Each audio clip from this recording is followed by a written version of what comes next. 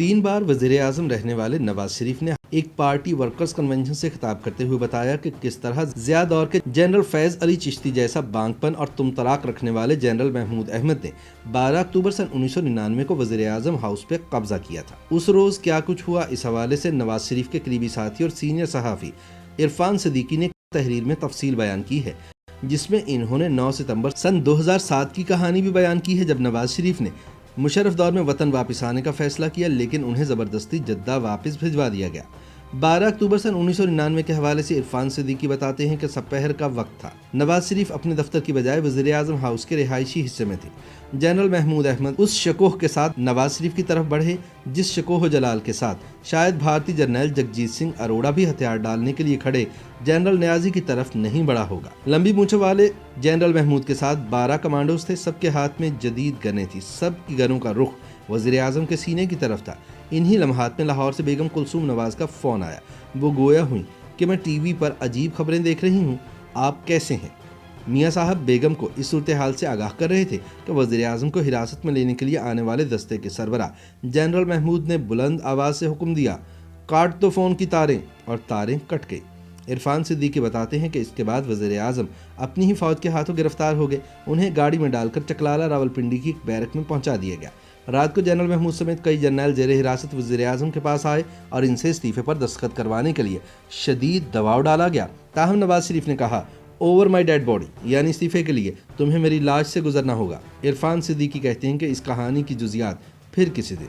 आज मैं अक्टूबर से नहीं सितंबर से जुड़ी एक दास्तान गाहे गाहे बाज़ खां के तौर पर दोहरा रहा हूँ। ये 9 सितंबर सन 2007 का जिक्र है, जब नवाज शरीफ ने मुशर्रफ की रऊनत को चैलेंज करने के लिए हर तरह की मसलहत, एहतियात, खदशात और इम्कानात को बालाए ताक रखते हुए पाकिस्तान के लिए रखते सफ़र बांधा था। ये अचानक नहीं हुआ था। उसके पीछे अलिफ लैला की भेद भरी कहानियों से भी ज़्यादा एक दिलचस्प कहानी बगदाद की पुरपेच गलियों की तरह फैली हुई है। इस कहानी का आगाज़ 22 मार्च सन 2007 के दिन हुआ था, जब मेरी लंदन में मियाँ साहब से एक तफसीली मुलाकात हुई थी। इरफान सिद्दीकी कहते हैं कि कई घंटों पर मुहित इस मुलाकात में शहबाज शरीफ को भी शामिल कर लिया गया था। अगले 3-4 दिन की दास्तान हकीकी मानों में किसी तिलिस्म होशरुबा से कम नहीं। मुझे ड्यूक स्ट्रीट का वो छोटा सा ज़ेरे ज़मीन कॉफ़ी हाउस कभी ना भूलेगा, जहां हमने दफ्तर और घर की बजाय ये मुलाकात की थी, ताकि किसी को कानो कान खबर ना हो।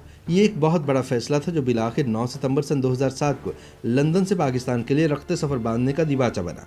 इरफान सिद्दीकी कहते हैं कि मैं 23 मार्च सन 2007 से शुरू होने वाली कहानी के कमोबेश 5.5 महीनों पर मुहित तिलिस्माती पेचो खम से सरफ नज़र करते हुए 9 सितंबर 2007 तक आता हूँ। 2 दिन कबल नवाज शरीफ एक पुरहुजूम प्रेस कॉन्फ्रेंस में ये ऐलान कर चुके थे कि मुशर्रफ जो जी चाहे कर ले, मैं पाकिस्तान आ रहा हूँ। मैं आज भी अपने तसव्वुर की आंख से वो मंजर देख रहा हूँ जब नवाज शरीफ ऑक्सफोर्ड स्ट्रीट से निकलती ड्यूक स्ट्रीट पर वाक़े 60 ड्यूक मैंशन के फ्लैट नंबर 10 में अपने दफ्तर में अलमारियों और मेज़ों की दराजों का जायजा लेते हुए कागजात की छांटी कर रहे थे। उस वक्त कमरे में मेरे अलावा हसन नवाज और मियाँ साहब के प्राइवेट सेक्रेटरी इमरान चौधरी के सिवा कोई न था। मियाँ साहब ने अचानक मेज़ की किसी दराज से एक छोटा सा कागज़ निकाला, गौर से देखा और हसन से कहने लगे, देखो हसन, इस पर एक टैक्सी ड्राइवर का नाम और फ़ोन नंबर लिखे हैं। पिछले दिनों मैंने इस टैक्सी में सफ़र किया था तो जिंदा दिल ड्राइवर ने कहा था कि मियाँ साहब आपने बड़ा अच्छा परफ्यूम लगा रखा है, मैंने उससे वादा कर लिया था कि तुम्हें ये परफ्यूम पेश करूंगा। फिर मियाँ साहब ने परफ्यूम का नाम लेते हुए कहा कि ये परफ्यूम खरीदकर टैक्सी ड्राइवर को फ़ोन करना और किसी तरह पहुँचा देना, सुस्ती ना करना और मेरी तरफ से ताख़ीर पर उससे माजरत भी करना। बकौल इरफान सिद्दीकी उस दिन पाकिस्तान में सऊदी सफ़ीर डॉक्टर अली अवाज़ अल ओसीरी की तरफ से बार बार कोशिश हो रही थी कि वो मियाँ साहब से बात करें। मियाँ साहब मुसलसल गुरेज कर रहे थे। उन दिनों पीटीआई के मौजूदा रहनुमा रऊफ़ हसन सऊदी सफ़ीर के स्टाफ से वाबस्ता थे। उन्होंने मेरे फ़ोन पर बात की और कहने लगे कि उसेरी साहब बात करना चाहते हैं और मियाँ साहब गुरेज कर रहे हैं, आप उन्हें कायल करें। उसेरी साहब के साथ मेरी भी अच्छी सलाम दुआ थी, उन्होंने भी मुझसे बात की। मैंने मियाँ साहब को कायल करने की कोशिश की कि बात करने में कोई हर्ज नहीं, फैसला तो आपने कर ही लिया है।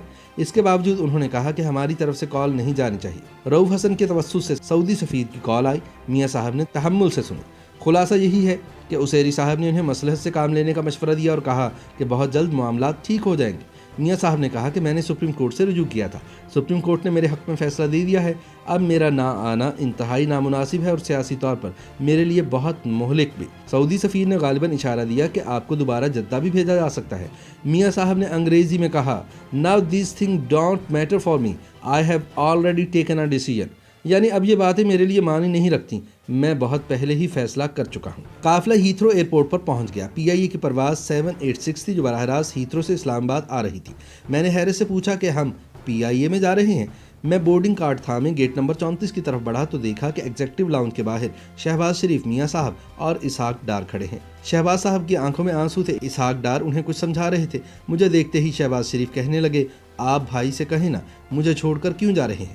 میاں صاحب نے عین ہوائی اڈے پر پہنچ کر یہ فیصلہ کیا تھا کہ شہباز صاحب کو فی الحال نہیں جانا چاہیے۔ ایک غیر ملکی چینل کے رپورٹر سے بات کرتے ہوئے نواز شریف نے کہا کہ PIA ہماری قومی ایئر لائن ہے جو براہ راست لندن سے اسلام آباد جاتی ہے، باقی تمام پروازیں راستے میں کہیں نہ کہیں رکتی ہیں۔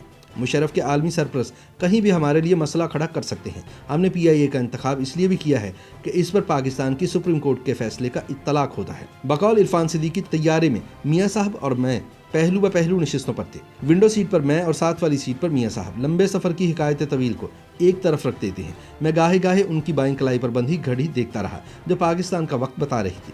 طیارہ رن وے کو چھو رہا تھا جب ہم نے دیکھا کہ 400 وردی اور بے وردی کمانڈوز پھیلے ہوئے ہیں، کچھ مسلح کچھ غیر مسلح۔ جہاز کے سارے عملے نے فردن فردن میاں صاحب کے ساتھ تصاویر بنائی۔ ہم سب اکانومی کلاس میں جمع ہو گئے۔ اب طیارے کو کمانڈوز نے گھیر لیا تھا۔ پولیس کے شائستہ مزاج افسر کلیم امام جو ان دنوں اسلام آباد ایئرپورٹ پر امیگریشن ڈائریکٹر کے طور پر تعینات تھے، 2 ساتھیوں کے ہمراہ طیارے میں آئے، میاں صاحب کو سلیوٹ کیا اور بولے کہ سر آپ پاسپورٹ دے دیں تاکہ اس پر آپ کا دخول یعنی انٹری لگا دیا جائے۔ ہم نے کہا نہیں، میاں صاحب کی امیگریشن بھی ہمارے ساتھ ہوگی۔ 1.5 گھنٹہ بحث و مباحثہ جاری رہا۔ بالآخر طے پایا کہ میاں صاحب کار پر نہیں ہمارے ساتھ بس پر ہی VIP لاؤنج جائیں گے۔ ایسا ہی ہوا۔ اب VIP لاؤنج کے اندر اور باہر سینکڑوں کمانڈوز نے مورچے سنبھال لیے۔ پولیس کے دستے الگ تھے۔ مجھے کلیم امام ایک طرف لے گئے اور بولے کہ آپ میاں صاحب سے کہیں کہ وہ پاسپورٹ دے دیں، یہ رسمی سی کارروائی ہے۔ میں نے کہا کہ یہ فیصلہ تو میاں صاحب خود ہی کریں گے۔ میں لاؤنج میں میاں صاحب کے سامنے والی نشست پر بیٹھا تھا۔ انہوں نے مجھے اشارہ کیا اور اپنی جگہ سے اٹھے۔ میں بھی ساتھ چلا تو کمانڈوز کا غول بھی متحرک ہو گیا۔ ایک دیوار کے ساتھ کھڑے ہو کر میاں صاحب نے کہا کہ یہ کیا کرنا چاہتے ہیں؟ میں نے کہا ان کی نیت ٹھیک نہیں لگتی۔